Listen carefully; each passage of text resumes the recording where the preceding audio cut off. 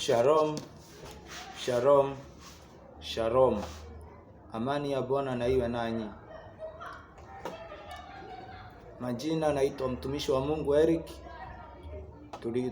Tunaliendelesha somo linalotambulika kama siri 7 zilizo katika Ufunuo ama siri za Mbambeli. Tuliona jina Mbambeli linatafsiriwa kuchanganya ama kuchanganyikiwa ama confusion, na tukaona hizo siri 7 zimebeba historia ya dunia nzima. Sasa kabla hatujapoteza wakati, ni vyema tuingie katika somo letu. Karibuni nyote. Kitabu cha Ufunuo 4 mlango wake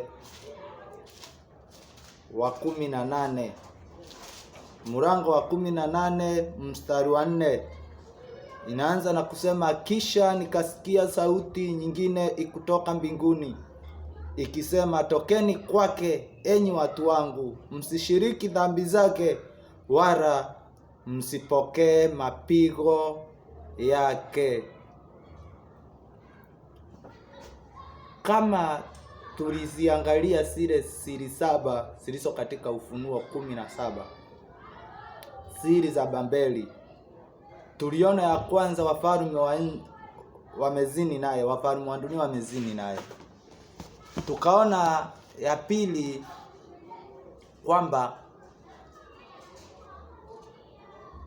wenyeji wote wa dunia wamelewa kwa mfinyo wa uasherati wake. Ya tatu tukaona kwamba hiyo Babeli ni jina la siri, ana jina la siri katika kipanji cha uso wake. Kwa hivyo si jina la kutambulika, sio wote wanaomtambua, bali ni jina la siri, ni fumbo. Babeli tunayoongelelea hapa si ya Nimrod wala Nebukadneza, ndio maana imeitwa Babeli. Ni fumbo ama ana jina la siri katika kipanji cha uso wake. Asile sio wote wenye kulitambua, nalo limeandikwa kwa siri, Babeli mkuu, mama wa makahaba. Siri ya 4 tukaona amelewa kwa damu ya watakatifu. Huyu Babeli amelewa kwa damu ya watakatifu na ya mashahidi wa Kristo. 5 tukapata kwamba ana kikombe cha dhahabu kimejaa uasherati wake na uchafu pamoja na mfinyo wa uasherati wake. Hapo ndani, hapo ndipo aina ya mafundisho yote machafu na utawala mchafu yalimo. Tutakuja kuchambua kikombe. Hizi zili tutaichambua kwa undani. Ni vyema kila tunapo sichambua uwe na kalamu, karatasi na maandiko, na turuhusu maandiko yanjieleze ili tunjitambue, tunjue tulipo, na tukitambua tulipo tutanjua tulipotoka na tutanjua tunakoelekea. Lakini kama tunjui tulipo, hata tulipotoka hatunjui, na hata tunakoendelea hatunjui, tutakuwa kama watu waliopotea, zaidi ya yote kama vipofu. Mungu atunjalie. Sasa tumeona Mwenyezi Mungu anatuambia tutoke katika Babeli. Tokeni ndani yake, enyi watu wangu, msishiriki dhambi zake, mkapokea mapigo pamoja naye. Mtu wa Mungu, hebu kuwa makini na kujifunza, na wakati tunajifunza uwe unayarejelea tunayojifunza. Mwanzo utagundua sisi wote dunia nzima, hawe ni Muislamu, hawe ni Mkristo, Bayani, sijui Judaism, sijui Buddhism, Krishna, kila aina ya dhehebu duniani, sisi wote tuko katika Babeli. Ndio maana nimechagua fundisho zili za Babeli, alafu tuweke epsons ili tujifunze kwa undani na tujifahamu. Falme zote, tamaduni zote, dini zote, mifumo yote iko chini ya Babeli. Usistaajabu na usishangae kwa kuyasema hayo. Hata watakatifu wako chini ya mfumo wa Babeli. Na ndio maana umesikia msingi wetu tumeambiwa, tokeni kwake enyi watu wangu, msishiriki dhambi zake, msinje mkapokea mapigo pamoja naye.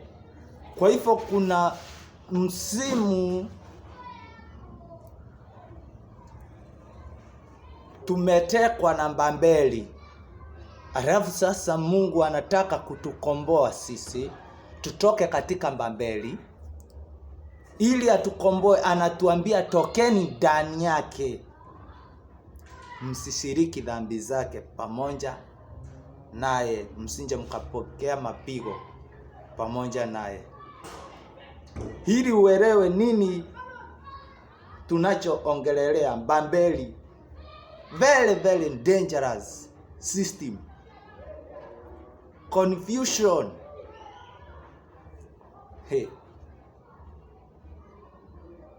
Wacha tupate Ufunuo 13 mstari wake wa 7. Ufunuo 13 mstari wake wa 7 inasema hivi: tena akapewa kufanya vita na watakatifu na kuwashinda. Akapewa uwezo juu ya kila kabila na juu ya jamaa na lugha na taifa. Akapewa kufanya vita na watakatifu na kuwashinda. Watakatifu wameshinda, wameshindwa. Maandiko yametuambia watakatifu wameshindwa. Babeli imetushinda.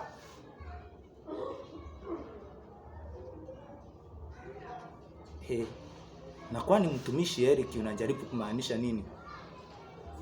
Na maanisha Babeli ni hatari kwetu tunaomcha Mungu. Bali na kupewa vita na watakatifu na kuwashinda, hajaachilia chochote. Ameponda kuponda.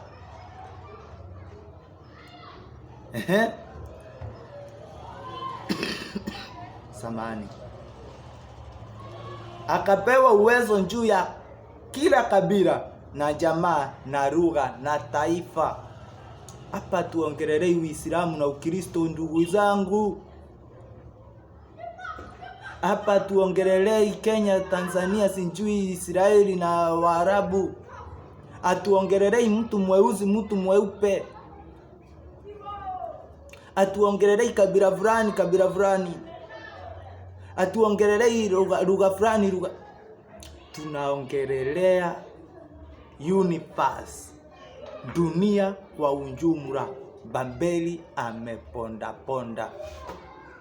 Angalia zile siri 7 tulijifunza kutoka episode 1, 2 na 3. Utapata wafalme wote wa dunia wamezini naye, na wanaotawaliwa na wale wafalme wenyeji wa dunia wamelewa kwa mfinyo wa usharati wake.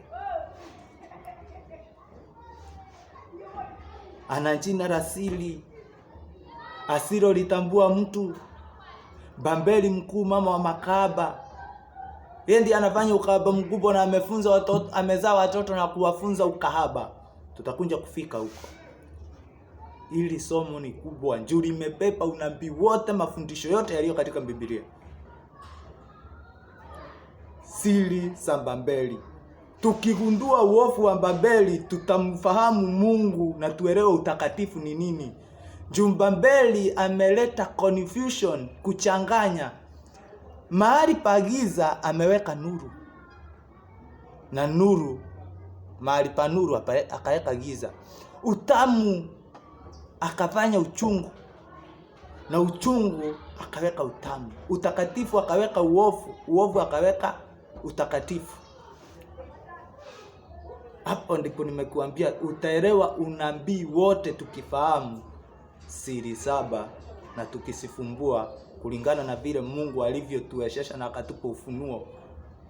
Tutaelewa dunia na tutaiona dunia ikiwa katika viganja vya mikono yetu kama tutafahamu.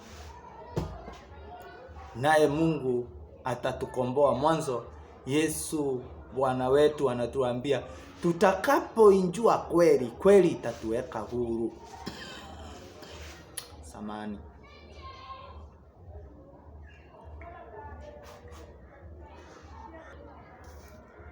Tutakapo ifahamu kweli, ndipo tutakapowekwa huru. Ina maana gani? Kweli ndiyo dawa. Je, kweli ni nini? Dunia yote,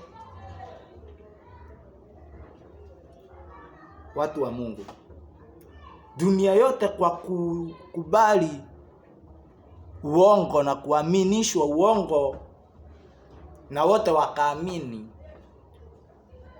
uongo, huwezi ukawa ukweli kwa kuwa wote wameamini. Kweli itabaki kuwa kweli, na hakunanga kweli mbili.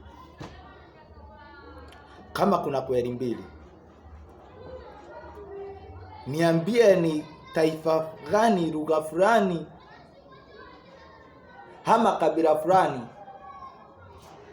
huwa linapanda hewani na linafuna huko hewani. Sisi wote tumetokana na udongo, na chakula chetu utoka kwa udongo. Mbegu lazima ipandwe ardhini na imwagiliwe maji, kama na sisi tulivyotoka kwa mafumbi yakachanganywa na maji yakawa ndongo, tukaumbwa kupitia udongo. Kama kweli ni mbili, nionyeshe mahali mwanamke taifa fulani, lugha fulani, kabila fulani, wanawake ndio upeana mimba,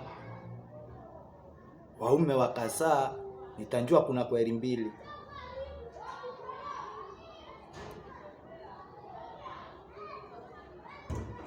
Kama kuna kweli mbili, nionyeshe taifa fulani, lugha fulani, kabila fulani, wanawake utabika watoto, ila hawe mweusi, hawe mweupe, taifa gani, lugha gani, kabila gani, wote upata kwa uchungu watoto, na wote upata kwa njia moja. Mimi nikiwa Mwafrika,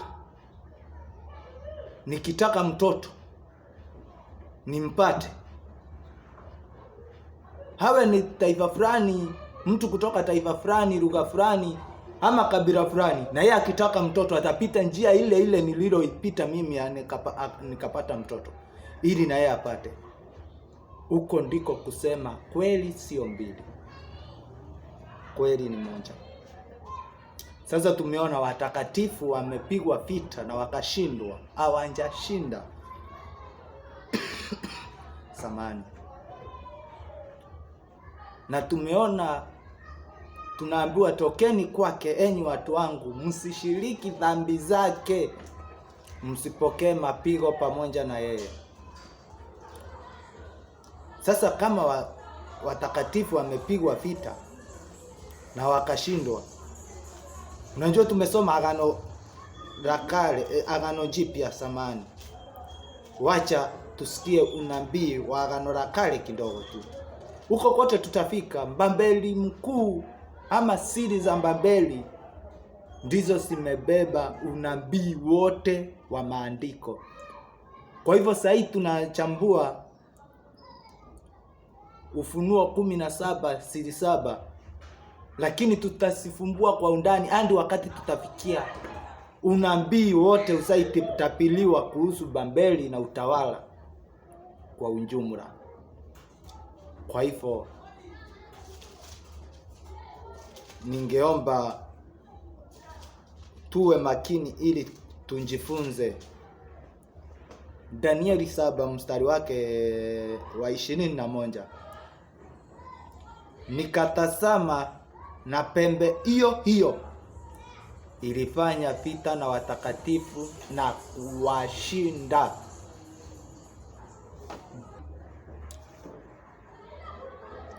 Nikatazama na pembe hiyo hiyo ilifanya vita na watakatifu na kuwashinda.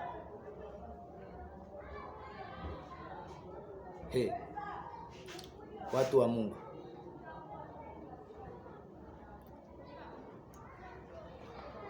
unajua saa hii mafundisho yanayofundishwa ukienda kwa dini ni kushinda vita vya roho ama vita vya kiroho, lakini bado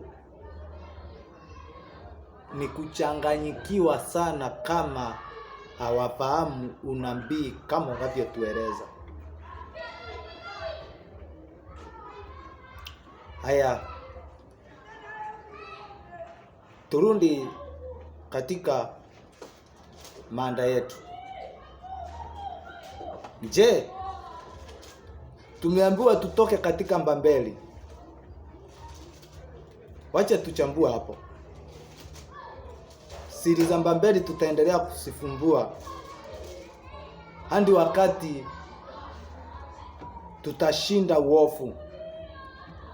Sikundanganyi, hakuna mtu kamili, hata mimi.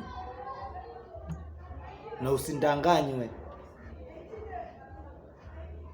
Kushinda dhambi ni rahisi kama haunjanjua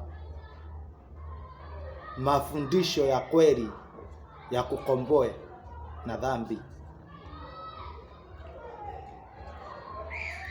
Utaona ili washinde dhambi ni kufunga, kula na kunywa, kuomba, kukesha, kuimba, lakini wako nje ya mafundisho.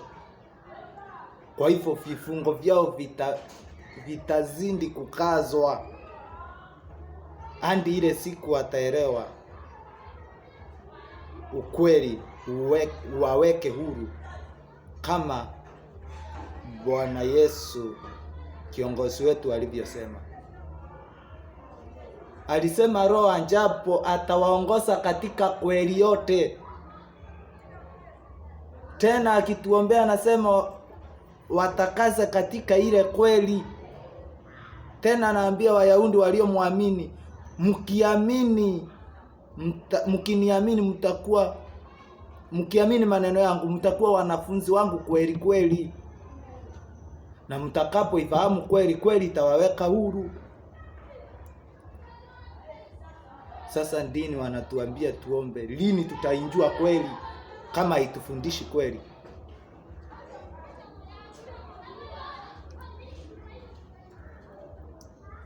Tupate Zakaria. Kitabu cha Zakaria 2:17.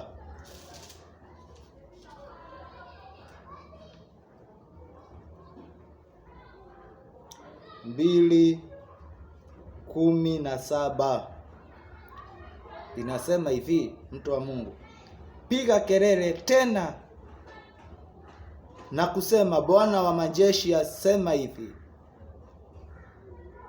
miji yangu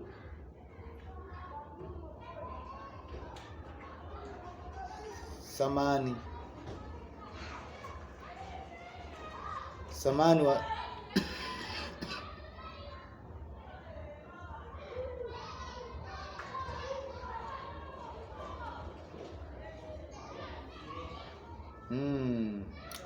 samani, mtu wa Mungu,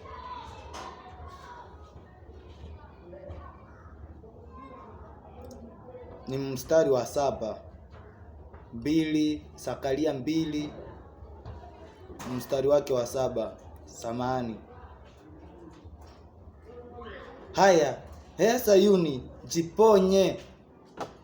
jiponye wewe ukae pamoja na binti Babeli. Sayuni, jiponye hewe ukae pamoja na binti Babeli, kwa maana Bwana wa majeshi asema hivi, ili nitafute utukufu, amenituma kwa mataifa, wale waliowateka nyinyi. Maana yeye awaguzaye nyinyi aiguza mboni ya jicho lake. Unjiponye ewe ukae pamoja na binti Babeli. Hapa tunaongelea Babeli. Sasa watu wengi huwa wanadhani Babeli kitanjo aidha ni Nebukadneza, sana huwa wanadhani ni Nebukadneza. Lakini kuna Babeli 3 zinaongelewa katika maandiko. Babeli ya Nimrod, Babeli ya Nebukadneza na Babeli ya siri itakayoendesha dunia yote na kuitawala. Sasa tunaongelea Babeli ya siri, na ndio tuliona tukaona ni mji ule mkubwa ulio na ufalme juu ya falme zote, tukaona ni Roma. Hiyo ndio Babeli. Sasa sisi wote tumeambiwa tukimbie Roma. Sasa utaikimbiaje na uinjui?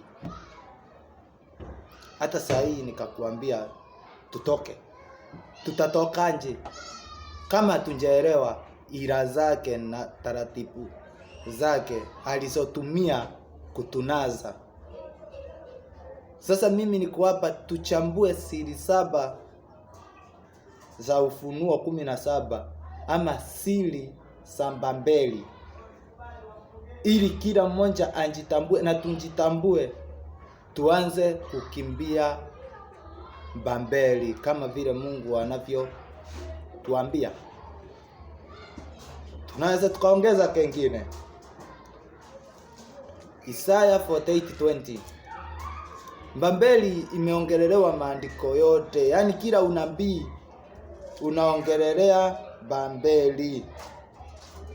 Inasema hivi, Isaya 48:20. 48:20 inasemaje? Haya, tokeni katika Babeli, kimbieni kutoka kwa Wakalindayo, umbirini kwa sauti ya kuimba, tangazeni haya, yatamkeni mpaka mwisho wa dunia, semeni, Bwana amemkomboa mtumishi wake Yakobo. Sasa kama hawajui kuwa wako katika Babeli, wataikimbiaje?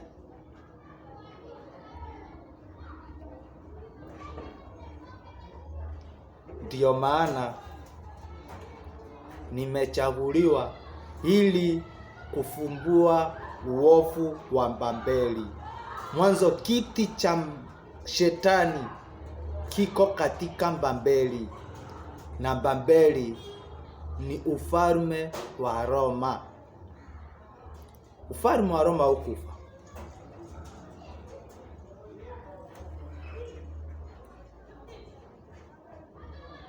Ufalme wa Roma haukufa, bali uligeuka na kuwa Roman Catholic. System yake ndio ilibadilika. Watu wengi wanadhani ufalme wa Roma ulisha, na tulijifunza episode zilizopita kwamba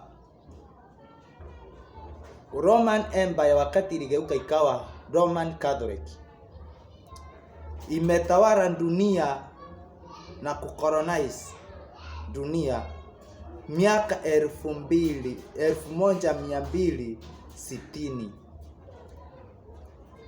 bila utawala mwingine kusimama. Roma ndiyo inayotawala peke yake. Kwa hivyo waliokunja mbele na wanafuata system ya utawala wa ile miaka 1260 bila shaka ni watoto wa Roma. Hapa ndipo tunafunua siri namba 3. Ana jina la siri katika kipaji cha uso wake: Babeli mkuu, mama wa makahaba. Kwa hivyo utawala wa Roma miaka 1260,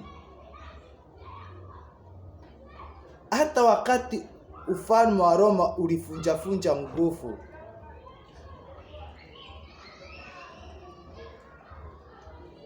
wale wote wanaojidai kuwa wamejitenga na Roma na wanatumia ile system ya ile miaka 1260 ni watoto wa Roma. Hapo ndipo wanaitwa watoto wa kahaba mkuu Babeli. Utashangaa juu tukiingia hapo, sisi wote tuko katika system ya ile miaka 1260. Kwa hivyo sisi wote ni makahaba.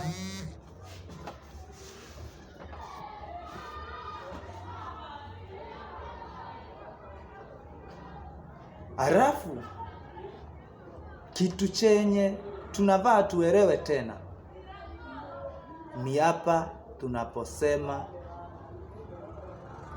tunamtumikia Mungu na tuko ndani ya Babeli. Mwanzo kumbuka, yule kahaba ambaye ni mama wa makahaba amekalia mnyama mwenye makufuru. Ukisikia kufuru ni kumtukana Mungu. Kwa hivyo usistaajabu tunapoendelea na somo upate huko mbele sisi tunamwabudu shetani tukimtukana Mungu. Sasa utashangaa, itakuwaje hapa mtumishi wa Mungu, mbona unachanganya? Tutatengeneza episode 5. Wacha tumalizie na 15:2 Ufunuo. Inasemaje? Tena nikaona kitu kama mfano wa bahari ya kioo iliyochangamana na moto, na wale walioshinda watokao kwa yule mnyama na sanamu yake na kwa hesabu ya jina lake walikuwa wamesimama kando kando ya hiyo bahari ya kioo wenye vinumbi vya Mungu.